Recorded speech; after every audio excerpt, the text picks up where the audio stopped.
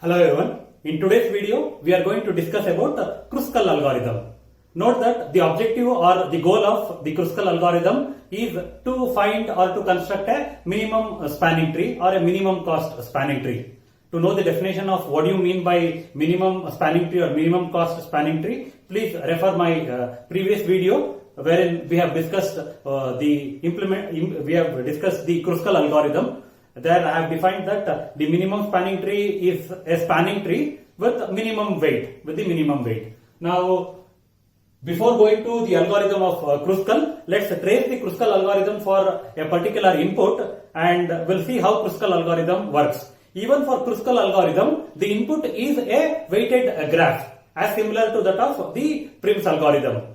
This is the general procedure. What we do in case of Kruskal algorithm, initially what we do is we sort all the edges of the given input graph in the increasing order of their weights. Irrespective of the number of edges, we sort all the edges based on their weights. That is the first step in case of the Kruskal. Now, the second step, what we do after sorting all the edges, we scan the sorted edge list. Which contains the edges. Now, we take the first edge and we add it to an empty subgraph. So that is mentioned here. Scan the sorted edges or the sorted edge list, add an edge onto an empty subgraph. On adding the edge onto the subgraph, if it results in a cycle, then you should discard that particular edge. On adding that particular edge, if there are no cycle, then that edge is a part of minimum spanning tree. Step 3, we should proceed. The same operation needs to be continued until all the nodes or all the vertices are the part of the subgraph. And finally, my subgraph will give me the minimum spanning tree. Now, with this, we'll proceed with how to trace the Kruskal algorithm.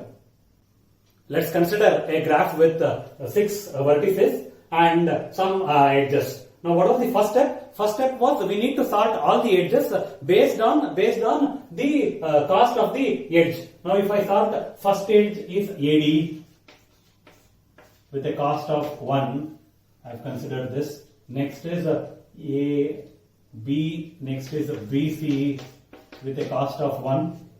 Next is CD with a cost of 1. I have considered this. Next, with respect to 2, this EF with a cost of 2. Any edges with the 2? No. Now have an edge AB with a cost of 3. Next, BD with a cost of 3. BD with a cost of 3. Next, CF with a cost of 4. Next, CE with a cost of 5. I've considered this edge. Next is DE with a cost of 6. Totally 4 plus 4, 8, 9 edges. 1, 2, 3, 4, 5, 6, 7, 8, 9 edges are there. Now, what was the step that we are supposed to do? I need to add this edge onto a empty subgraph. Initially, my subgraph was empty. First, I will consider this edge AD. So, this is first step. I will consider the edge AD. I will add this AD onto my subgraph. So, my subgraph is now just A and D. AD with the cost. What is the cost of AD? It is 1. Next, second one, I will just go for the next edge BC. Whether BC can be added, just check. BC, yes, B does not result in a cycle. So, AD and then BC. This is considered. Now, CD. Whether I can go for CD? Yes. Third one is CD. CD. This was A and this was C. This cost was 1, this was 1, and this was 1. CD cost was also 1. Now I will go for fourth one. Fourth one is EF. Can I add EF to this? Whether it results cycle? No, I can add EF. So A, D, B, C. 1, 1, 1. Where is EF? EF is this one. EF with a cost of 2.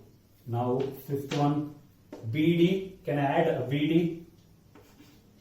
If you note, if I add this BD, it results in a cycle. So this edge is not considered. I write as rejected.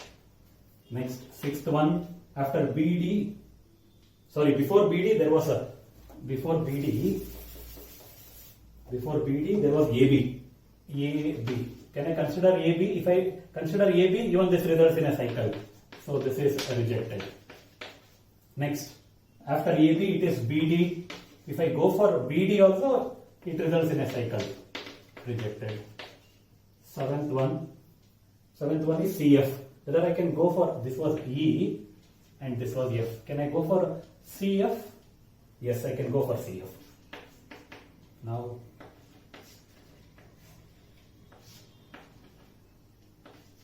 A, D, B, C, C, F, E, F. This was 2, this was 1, this was 1, this was 1. CF cost was 4.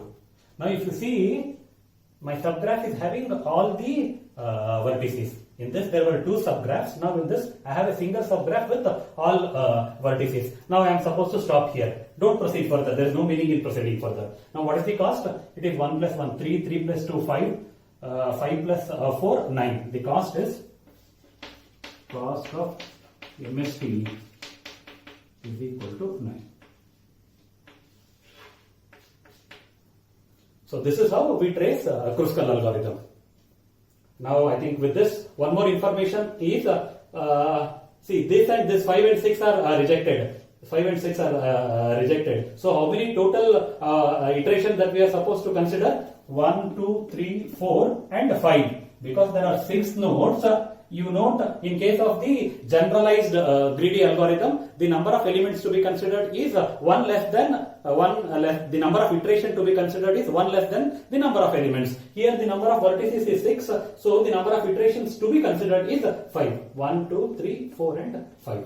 Now with this, we'll go for the Kruskal algorithm and we'll see what is the time complexity of the Kruskal algorithm. Coming to the algorithm of Kruskal, if you see, the input to the Kruskal algorithm is a weighted connected graph denoted with G. Description says that implements Kruskal algorithm to construct a minimum spanning tree. Now what is the output? Output is a set ET which contains all the edges that are used in the construction of minimum spanning tree. Now what was the first step? First step was sort E in increasing order of their weights such that weight of the edge considered first should be less than or equal to the weight of the edge that was considered second, third and so on. Now once the edges are being sorted, what is the next step? So next step is I need to take an edge and add it to the subgraph. So before that I have initialized ET to hold null, there are no edges. And what is this ET? ET is the edge set. It is an edge. E count, a variable E counter is being initialized to 0. Now what is this E counter? E counter is the size of ET. Size of ET. In the sense it gives you the number of edges in ET. Initially ET is having no edges, so E counter is being initialized to 0. K is initialized to 0. K, I can say that K is nothing but the number of processed edge. Number of processed edges. Just write this within comment line. It doesn't sound good.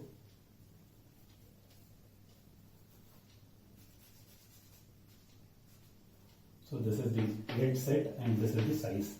Now, while E counter is less than or equal to is less than number of vertex minus 1. We know that the actual number of edges that we are supposed to consider in the set ET is 1 less than the number of vertices. So E counter less than number of vertex minus 1 do K is equal to K plus 1. Now consider the first edge.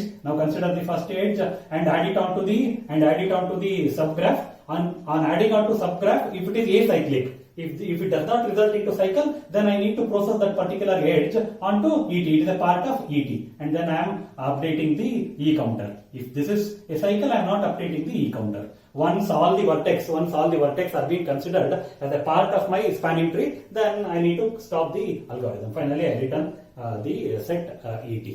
So this is about the Kruskal algorithm. Now coming to the time complexity of this algorithm.